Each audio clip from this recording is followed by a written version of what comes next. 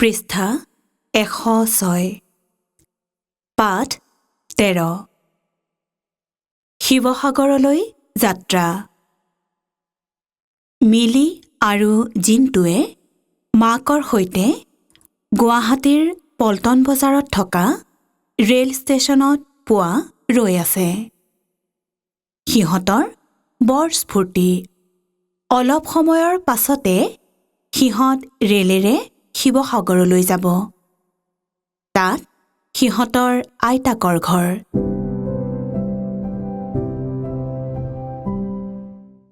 এই দফাটোৰ কাষতেই এখন ছবি দিয়া হৈছে। ৰেল ষ্টেচনৰ ছবি। ৰেল ষ্টেচনত এখন ৰেলগাড়ী ৰৈ আছে। ষ্টেচনত কেইখনমান দোকান দেখা গৈছে। যাত্ৰীসকলে দোকানৰ পৰা যাৱতীয় বস্তু ক্ৰয় কৰিছে। এখন বেঞ্চত এগৰাকী মহিলা আৰু এটা ল'ৰা আৰু এজনী ছোৱালীক বহি থকা দেখা গৈছে। ল'ৰা-ছোৱালীকেইটাই আনন্দত আত্মহাৰা হৈ আছে।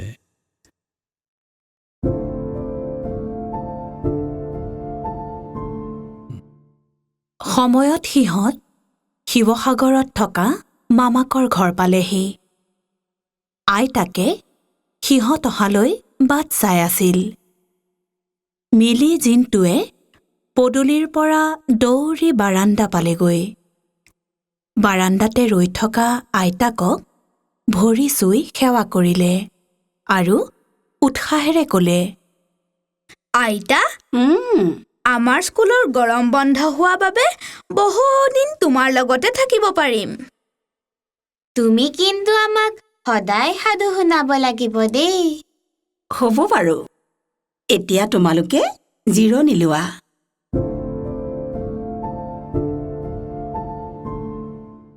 পাছদিনাখন পুৱা জলপান খাই মিলি আৰু জিন্টু আইতাকৰ ওচৰলৈ গ'ল।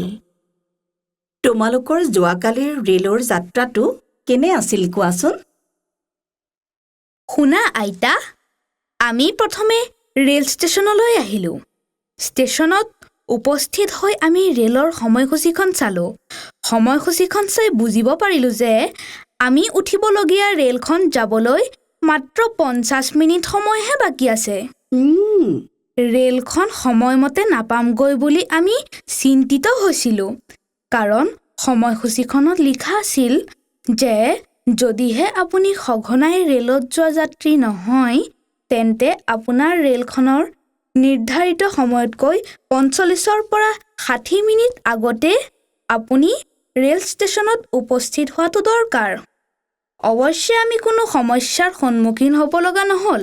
মায়ে লৰালৰিকৈ টিকেট কাউণ্টাৰলৈ গৈ টিকটকেইটা সংগ্ৰহ কৰি আনিলে।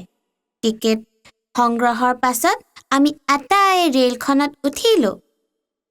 নিৰ্দিষ্ট সময়ত ৰেলখনে যাত্ৰা আৰম্ভ কৰিলে। ৰেলখন চলিবলৈ আৰম্ভ কৰাৰ লগে লগে আমি উৎফুল্লিত হৈ পৰিলোঁ। খিৰিকীৰে দেখিলোঁ ধুনীয়া ধুনীয়া শস্যৰ পথাৰ, হাবি বননি, পাহাৰ আদি।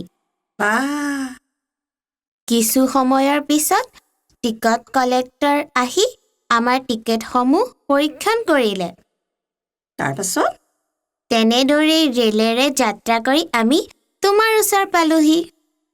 তোমালোকে বাৰু গুৱাহাটীৰ পৰা শিৱসাগৰলৈ ৰেলেৰে আহোঁতে কি কি ষ্টেচন পাৰ হৈ আহিলা? আমি গুৱাহাটীৰ পল্টন বজাৰত থকা ৰেল ষ্টেচনত ৰেলত উঠি জাগিৰোড, চাপৰমুখ, হোজাই, লংকা, লামডিং, ডিফু, ডিমাপুৰ, বোকাজান, ফৰকাটিং, তিতাবৰ, মৰিয়নি, আমগুৰি, শিমলুগুৰি ষ্টেচন পাৰ হৈ শিৱসাগৰ ষ্টেচন পালোহি। আইতা, প্ৰতিটো ষ্টেচনত নাম ফলকত ডাঙৰ ডাঙৰকৈ ষ্টেচনটোৰ নাম লিখা থাকে। হয় নেকি? ষ্টেচনৰ পৰা আমি অটোৰিক্সাৰে তোমালোকৰ ঘৰ পালোহি। তোমালোকে আজিকালি যাতায়ত আৰু যোগাযোগৰ ব্যৱস্থা বহুত দেখিছা হওক। কিন্তু আমাৰ দিনত এঠাইৰ পৰা আন এঠাইলৈ যাবলৈ হ'লে প্ৰায় খোজকাঢ়িয়েই যাব লগা হৈছিল। কেতিয়াবা অৱশ্যে গৰু গাড়ী, ঘোঁৰা গাড়ী আদিত উঠিও অহা যোৱা কৰা হৈছিল। নৈ পাৰ হ'বলৈ নাওখনেই আছিল একমাত্ৰ ব্যৱস্থা। আইতা, মায়ে কৈছে আগৰ ৰজা মহাৰাজাসকলে হেনো হাতী, ঘোঁৰা আনকি নাৱত উঠিও যুদ্ধ কৰিছিল। হয়তো তোমালোকে কেতিয়াবা উৰাজাহাজত উঠিছানে? অঁ আইতা, আমি এইবাৰ কলকাতালৈ যাওঁতে উৰাজাহাজেৰে গৈছিলোঁ। কিছু সময়ৰ পাছত আইতাকে মিলি আৰু জিন্তুক পাচলিৰ বাৰীলৈ লৈ গ'ল। এতিয়া তোমালোক আহা, আমি বাৰীলৈ যাওঁ। তাত থকা পাচলি কেইবিধমান ছিঙি আনো।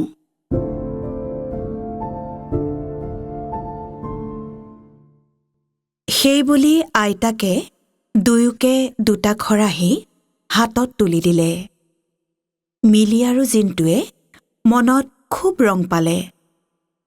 সিহঁতে বাৰীত সোমাই আইতাকৰ সৈতে তিয়ঁহ, ভেন্দি, জিকা আদি বিধে বিধে পাচলি ছিঙি খৰাহীত ভৰাই আনিলে।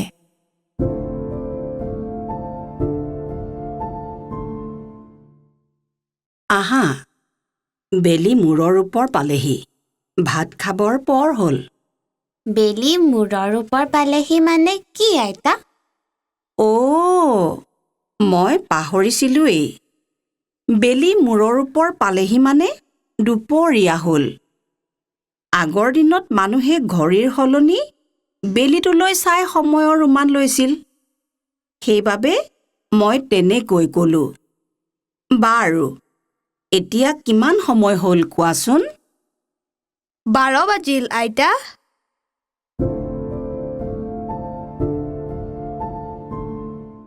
দুপৰীয়াৰ আহাৰ খাবলৈ আহি মিলি আৰু জিন্তুৱে কিছুমান পুৰণিদিনীয়া কাঁহী বাতি দেখি আইতাকক সুধিলে। আইতা, এনেকুৱা কাঁহী বাতি আগতে আমি দেখা নাছিলোঁ। এইবোৰৰ নামবোৰ ক'বা নেকি? নিশ্চয় কম। এই দুখন বানকাঁহী, এই 4টা বানবাতি আৰু এইটো গাগৰি। এইবোৰ তোমালোকৰ আজু আইতাৰ দিনৰে কাঁহী বাতি। মই সযতনে থৈ দিছোঁ।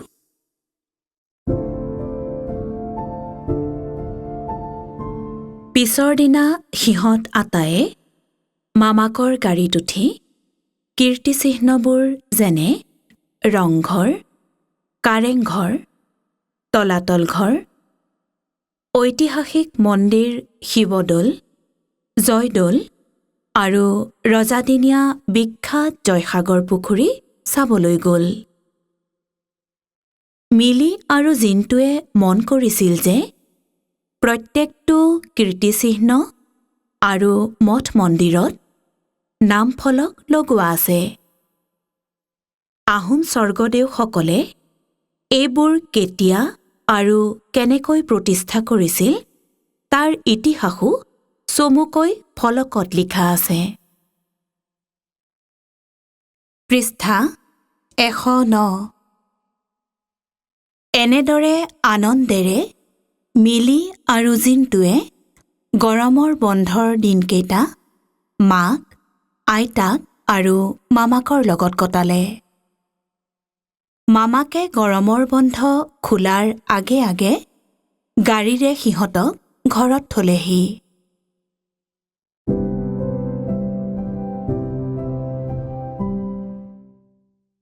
এই বাক্যশাৰীৰ তলতেই কেইবাখনো ছবি দিয়া হৈছে।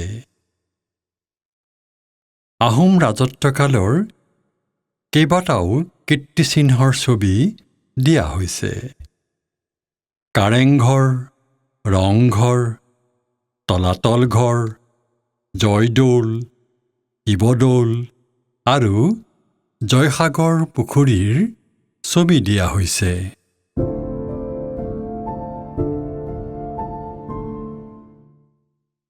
ওপৰৰ কথোপকথনখিনিৰ যোগেদি কি বুজিলা? মিলি আৰু জিন্টুৱে মাকৰ সৈতে শিৱসাগৰলৈ কিহেৰে গৈছিল? মিলিহঁতে আইতাকৰ সৈতে কৰা আলোচনাত কি যান-বাহনৰ কথা উল্লেখ কৰা হৈছিল? শিৱসাগৰলৈ আৰু কি বাহনেৰে যাব পাৰি অভিভাৱকৰ পৰা জানি লৈ লিখা। তোমালোকৰ ঘৰৰ পৰা 10 কিলোমিটাৰ দূৰত্বলৈ কি বাহন চলে? জানি লওঁ আহা। যান-বাহনৰ সহায়ত আমি এঠাইৰ পৰা আন ঠাইলৈ অহা-যোৱা কৰিব পাৰোঁ। ৰিক্সা, চাইকেল, বাছ, ৰেল, উৰাজাহাজ আদিৰে আমি বিভিন্ন ঠাইলৈ যাব পাৰোঁ।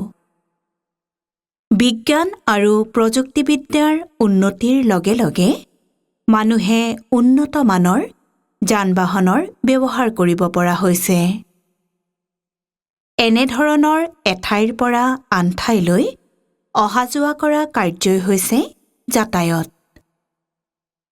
যাতায়তৰ বাবে আমাৰ দেশত বিভিন্ন বাটপথ, ৰাষ্ট্ৰীয় ঘাইপথ, ৰেলপথ, জলপথ আৰু আকাশী পথ আছে। এই পথবোৰত বিভিন্ন ধৰণৰ যান-বাহন চলে। যান-বাহনৰ সহায়ত মানুহ আৰু বয়-বস্তু কঢ়িয়াই নিয়া ব্যৱস্থাই হৈছে পৰিবহণ ব্যৱস্থা। আমাৰ দেশত স্থল বা পথ পৰিবহণ, জল পৰিবহণ, ৰেল পৰিবহণ, আকাশী পৰিবহণ আৰু ৰজ্জু পৰিবহণ ব্যৱস্থা আছে। পৰিবহণ ব্যৱস্থাত আমি নানা প্ৰকাৰৰ যান-বাহন ব্যৱহাৰ কৰোঁ। দলত আলোচনা কৰি আৰু শিক্ষক-শিক্ষয়িত্ৰী বা অভিভাৱকৰ পৰা জানি লৈ তলৰ কামবোৰ কৰা।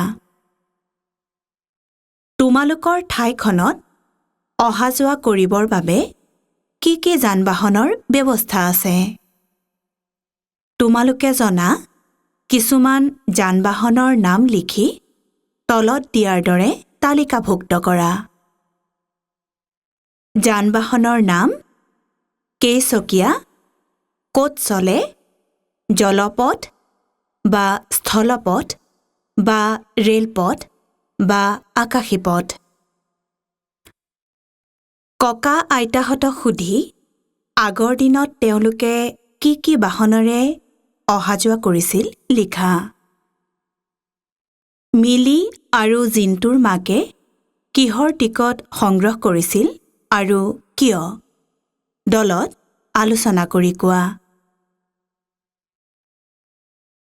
ৰেল ষ্টেচনৰ সময়সূচীত কি লিখা থাকে শিক্ষকৰ পৰা জানি লোৱা। মিলিৰ মাকে সংগ্ৰহ কৰা টিকটটোত কি লিখা আছিল? ৰেলৰ টিকটৰ দৰে আৰু কি বাহনৰ বাবে টিকট সংগ্ৰহ কৰিব লাগে অভিভাৱকৰ পৰা জানি লৈ লিখা। মিলি আৰু জিন্টুৱে আইতাকৰ ঘৰত দেখা পোৱা পুৰণিদিনীয়া কাঁহী-বাতিবোৰৰ নাম লিখা। আগৰ দিনৰ আৰু আজিকালিৰ বাচন-বৰ্তন কিছুমানৰ নাম লিখা। শিৱসাগৰলৈ গৈ মিলিহঁতে কি ঐতিহাসিক কীৰ্তিচিহ্ন চাইছিল? তাত আৰু অন্য কি পুৰণি কীৰ্তিচিহ্ন আছে? এই দফাটোৰ কাষতেই এটা ৰেল টিকটৰ ছবি দিয়া হৈছে।